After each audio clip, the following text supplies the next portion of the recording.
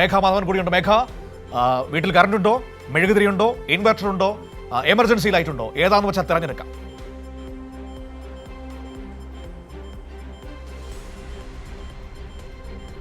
മനു, വലിയ തരത്തിൽ ആശങ്കയിലാഴ്ത്തുന്ന സാഹചര്യം തന്നെയാണ് ഉള്ളത്.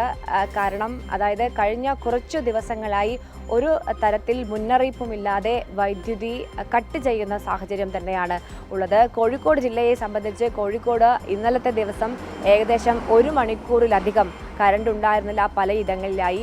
അതായത് ഇന്നലെ ഏറ്റവും നിർണായകമായ ഫുട്ബോൾ മത്സരം കൂടെ ഉണ്ടായിരുന്ന ദിവസമാണ്. അർജന്റീനയുടെ ആരാധകർ ഏറെ പ്രതീക്ഷയോടെ കാത്തിരുന്ന മത്സരം, അതേ രീതിയിൽ തന്നെ ഇംഗ്ലണ്ടും. പക്ഷേ 12:30-ക്ക് മുൻപേ തന്നെ ഏകദേശം അരമണിക്കൂർ കറണ്ട് പോയി. അതിന് പിന്നാലെ KCB ഓഫീസിലേക്ക് വിളിച്ച് വലിയ തരത്തിൽ ആളുകൾ തർക്കിക്കുന്ന സാഹചര്യമൊക്കെ തന്നെ ഉണ്ടായി. കാരണം ഏറെ പ്രതീക്ഷയോടെ ഫുട്ബോൾ മാച്ച് കാണാനിരിക്കുന്ന ഒരു കൂട്ടം മനുഷ്യരുണ്ട്. അതുകൊണ്ട് ഈ സമയത്ത് പവർ കട്ട് ഉണ്ടാകുമോ എന്ന ചോദ്യം പല ആളുകളും ഉന്നയിക്കുന്ന സാഹചര്യം കൂടെ ഉണ്ടായി. പക്ഷേ അതുകൊണ്ടായിരിക്കണം ഒരു പക്ഷേ ഇന്നലെ കളിയുടെ സമയത്ത് മാത്രം കറണ്ട് കട്ട് ഉണ്ടായിരുന്നില്ല. അതിനുശേഷം ഏകദേശം കളിയൊക്കെ കഴിഞ്ഞ് സ്വസ്ഥമായി ആളുകൾ ഉറങ്ങാൻ കിടക്കുന്ന സമയത്ത് വീണ്ടും അരമണിക്കൂറിലധികം കറണ്ട് കട്ട് ചെയ്യുന്ന സാഹചര്യമാണ് കോഴിക്കോട് ജില്ലയിൽ ഉണ്ടായത്. 12:30 വരെ അരമണിക്കൂർ കട്ട്, അതിന് പിന്നാലെ ഏകദേശം 3 മണി മുതൽ 4 മണി വരെ കറണ്ട് കട്ട് ചെയ്യുന്ന സാഹചര്യം പലയിടങ്ങളിലും ഉണ്ടായി. അങ്ങനെ വലിയ പരാതി തന്നെയാണ് ഉണ്ടാകുന്നത്. പലതരത്തിൽ ആളുകൾക്ക് അല്ലെങ്കിൽ പുതിയ തലമുറയ്ക്ക് എന്താണ് ഈ പവർ കട്ട് എന്നൊരറിയാത്ത കാലം ഉണ്ടായിരുന്നു. ഏതായാലും വിസ്മയത്തിൻ്റെ ഭാഗമായി അത് ഓരോന്നോരോന്നായി ഇപ്പോൾ പഠിച്ചു വരികയാണ്. വലിയ തരത്തിലുള്ള ആശങ്ക ആളുകൾ പ്രകടിപ്പിക്കുന്ന സാഹചര്യം കൂടിയുണ്ട്. കാരണം ജൂലൈ മാസമാണ്, മഴക്കാലമാണ് എന്നൊക്കെ പറയുന്നുണ്ടെങ്കിലും കടുത്ത ചൂടാണ്, കടുത്ത വെയിലും ഒക്കെ തന്നെയാണ് പകൽ സമയങ്ങളിലും ഉള്ളത്. കറണ്ട് ഇല്ലാതെ ഒരു സമയം പോലും ഇരിക്കാൻ കഴിയാത്ത സാഹചര്യം ഉൾപ്പെടെ പല സമയങ്ങളിലായി ഉണ്ട്. അതുകൊണ്ട് തന്നെ വലിയ തരത്തിൽ ആളുകൾ പ്രശ്നം അനുഭവിക്കുന്നു. ഏതായാലും വലിയ ആശങ്ക ആളുകൾ പങ്കുവെക്കുന്ന ഒരു സാഹചര്യമുണ്ട്. ഇത് പ്രഖ്യാപിച്ച കട്ടാണോ, പ്രഖ്യാപിക്കാത്ത കട്ടാണോ എന്നൊരു ആശങ്ക പലപ്പോഴായി ഉണ്ട്.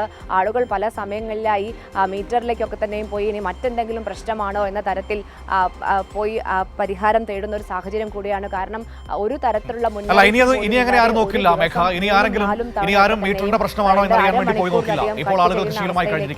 കറണ്ട് കട്ട് നമ്മുടെ ജീവിതത്തിന്റെ ഭാഗമായിരിക്കുകയാണ് 10 വർഷങ്ങൾക്ക് ശേഷം. മേഘ, വൈകുന്നേരം പോകുമ്പോൾ മെഴുകുതിരി വാങ്ങാൻ മറക്കണ്ട കേട്ടോ.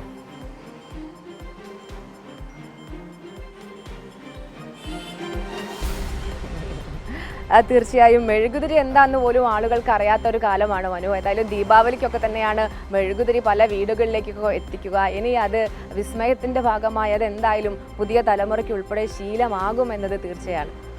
അല്ല, ഒരു കാര്യം കൂടി പറയാം മേഘ, ഈ മെഴുകുതിരി എന്നൊക്കെ പറയുന്നത് വലിയ കുടിൽ വ്യവസായമൊക്കെ ആയിട്ട്, ചെറുകിട വ്യവസായമൊക്കെ ആയിട്ട് പലരും നടത്തിക്കൊണ്ട് വരുന്നതാണ്.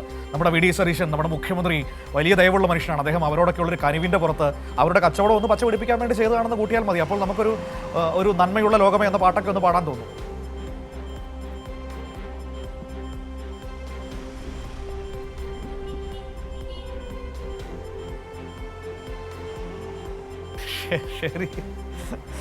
ശരി, അപ്പോൾ ഇതാണ് കഥയെന്ന് പറയുന്നത്.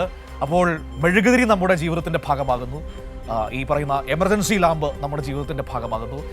പവർ കട്ട് നമ്മുടെ ജീവിതത്തിൻ്റെ ഭാഗമാകുന്നു. ഇരുട്ടിനോട് പൊരുത്തപ്പെടാൻ നമ്മൾ പതിയെ ശീലിച്ചുകൊണ്ടിരിക്കുകയാണ്. ഭണ്ഡാരോ പറഞ്ഞതുപോലെ വെളിച്ചം ദുഃഖമാണ് ഉണ്ണി, തമസ്സല്ലോ സുഖപ്രദമെന്നൊക്കെ നമ്മൾ എവിടെയോ കേട്ടിട്ടില്ലേ? അപ്പോൾ അതൊക്കെ പാടി നമുക്ക് അങ്ങനെ ഇരിക്കാം. അപ്പോൾ അത് മാത്രമല്ല, ഇപ്പോൾ ഈ പുതിയ കാലത്ത് ഈ കൂട്ടായ്മകളൊക്കെ അന്യം നിന്ന് പോവുകയാണ്. ഒരു വീട്ടിൽ പോലും പരസ്പരം ഇരുന്ന് സംസാരിക്കാനോ അല്ലെങ്കിൽ ഒന്നിച്ചിരിക്കാനോ ഒന്നും പലർക്കും കഴിയാറില്ല. അപ്പോൾ ഈ കറണ്ട് പോകുന്ന സമയത്ത് ഒരു മേശയ്ക്ക് ചുറ്റും ഇരുന്ന് വർത്തമാനമൊക്കെ പറഞ്ഞ്, അങ്ങനെ കുടുംബകാര്യങ്ങളൊക്കെ പറഞ്ഞ്, നാട്ടിലെ വിശേഷങ്ങളൊക്കെ പറഞ്ഞ് എല്ലാവർക്കും ഇരിക്കാം. അപ്പോൾ അതാണ് ഇനി സംഭവിക്കാൻ വേണ്ടി പോകുന്നത്. ഇതിനൊക്കെ അവസരം ഒരുക്കി തന്ന നമ്മുടെ VD സതീശൻ സർക്കാരിനോട് അഗൈതവമായ നന്ദി നമ്മൾ പ്രകാശിപ്പിക്കേണ്ടതുണ്ട്. ഏതായാലും വരും ദിവസങ്ങളിലും ഈ നന്ദി പ്രകാശനം തുടരേണ്ടി വരുമെന്നാണ് ഇപ്പോൾ അറിയുന്നത്. കറണ്ട് കട്ട് അങ്ങനെ തുടരുകയാണ്, വിസ്മയം തുടരുകയാണ്. അപ്പോൾ നടക്കട്ടെ.